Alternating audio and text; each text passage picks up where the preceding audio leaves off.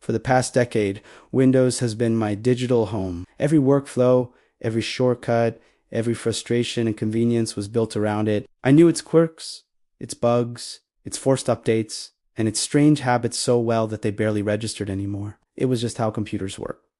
But 30 days ago, I decided to do something I joked about for years and never actually committed to. I wiped my main system clean and replaced Windows entirely with Linux. No dual boot in a safety netchy. No, I'll switch back if something breaks.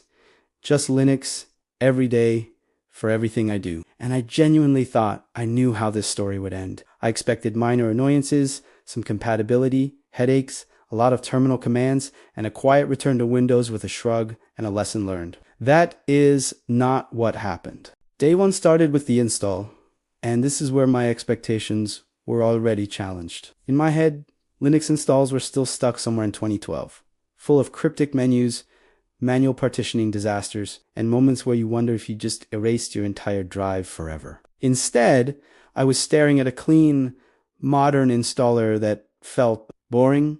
Click language, click keyboard layout, choose disk, install, no drama, no arcane rituals. 10 minutes later, I was booting into a fully functional desktop. That alone felt wrong, like I'd skipped a struggle that was supposed to happen. I remember sitting there thinking, okay, but the hard part comes next. The desktop loaded, and I was immediately struck by how calm everything felt. No pop-ups asking me to sign into an account, no prompts to activate anything, no background services screaming for attention. Just a clean desktop, a panel, a dock, and a welcome screen that politely offered help instead of demanding it. It felt like walking into a room that had already been tidied up for you. I spent the first hour just clicking around, opening settings, exploring menus, waiting for something confusing or broken to appear. The system felt fast in a way that's hard to quantify.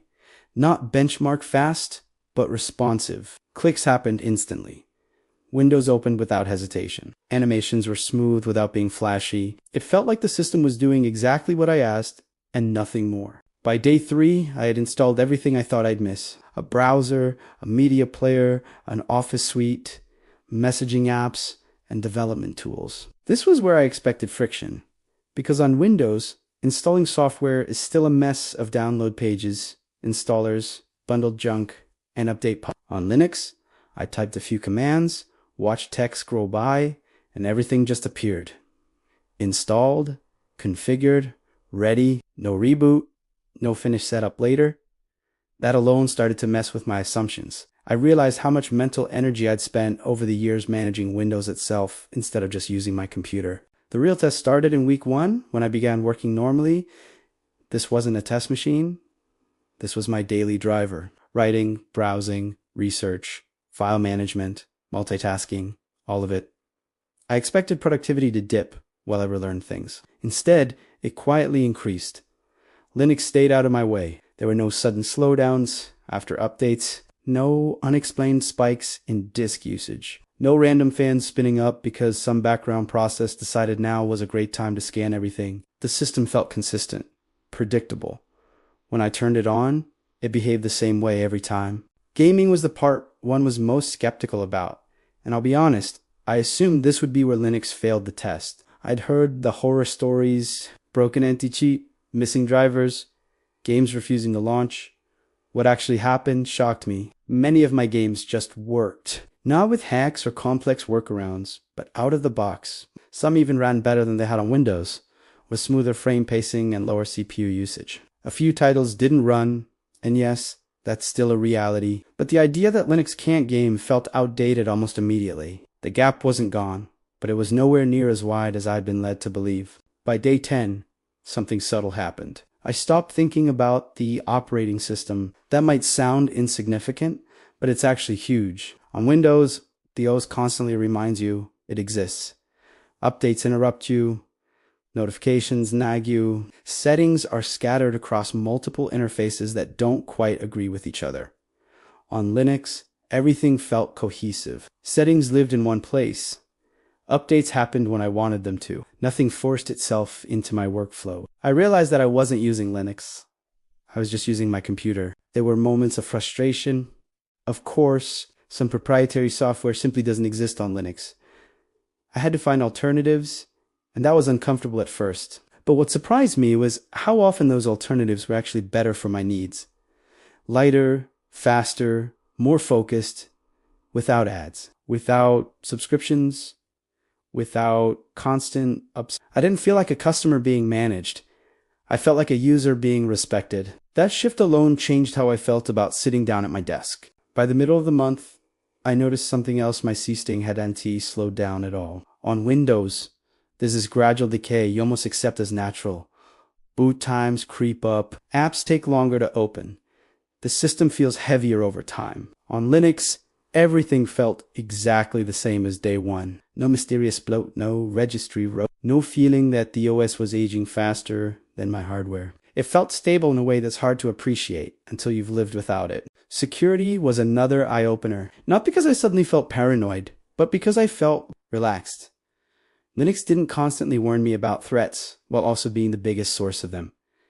Updates came from trusted repositories. Permissions were explicit. The system didn't assume every app should have access to everything by default. I felt like I understood what was happening on my own machine for the first time in years. By day 20, I did something I never expected. I stopped missing Windows. Not even a little. The habits I thought were essential turned out to be replaceable. Keyboard shortcuts changed? Sure. But muscle memory adapted quickly. File management felt simpler. Multitasking felt cleaner. Even small things, like virtual desktops, were implemented in ways that made more sense to me. It wasn't that Linux was trying to copy Windows. It was doing its own thing. And in many cases, that thing just worked better. Performance-wise, the difference was impossible to ignore. The same hardware felt newer. Fans were quieter. Battery life on my laptop improved noticeably. Temperature stayed lower under load. This wasn't magic, it was efficiency. The system wasn't burning resources on telemetry, background services, or features I never asked for. It was doing the job and doing it well. At the end of the 30 days, I sat down and asked myself a simple question. Do I want to go back? And the answer surprised me even more than the experiment itself. I didn't just not want to go back. The idea of returning to Windows felt exhausting. The constant noise, the lack of control, the feeling that my computer wasn't really mine anymore. Linux had reset my expectations of what a desktop operating system should be. This experience didn't turn Linux into some flawless utopia in my mind. It still has rough edges. Hardware compatibility can be hit or miss. Some niche software is still unavailable. And yes, sometimes you have to Google things. But the narrative I'd absorbed for years, that Linux is only for enthusiasts, that it's too hard, too limited, too inconvenient for real use, completely collapsed.